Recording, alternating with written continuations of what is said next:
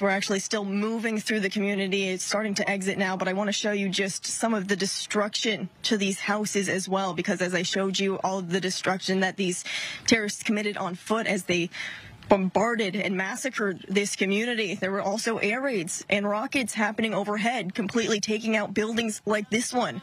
So it was really a mixture of everything happening on the ground and in the sky as well, completely devastating this community. Truly horrific images that we're seeing.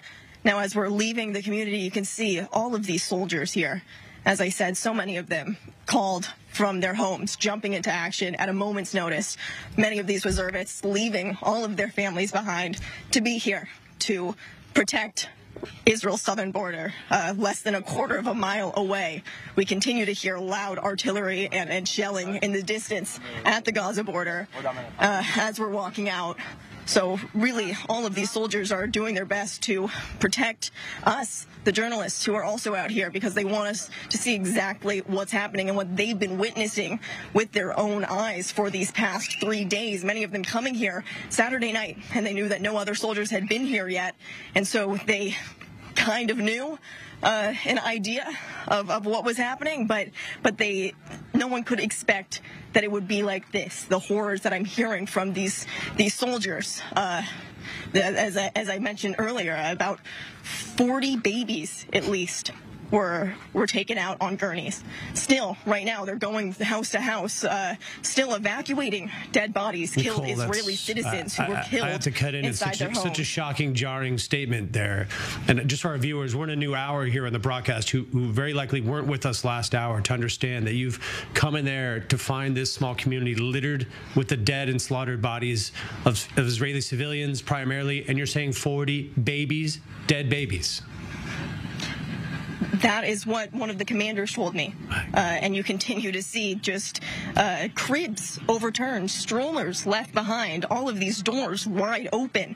He said, we don't know the exact number of casualties because they're still collecting dead bodies, still going door to door, because the active fighting here just stopped. He said it came in waves almost.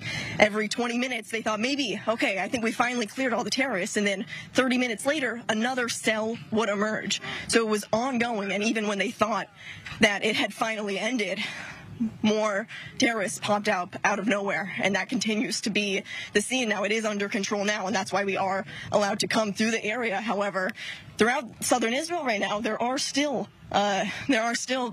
actively searching for terrorists in some of these fields behind me. I mean, you can see still just artillery completely destroying some of these sidewalks in this community, and this is just minor compared to everything that's happening inside these homes.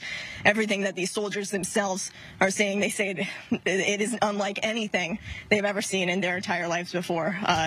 The number of bodies, the number of casualties, the number of their family members, their friends who all live in these communities, it's truly horrific images that they've seen firsthand. And as you can see, still you can hear those explosions overhead, still active, ongoing fighting over, as we're so close to the Gaza border right now, David.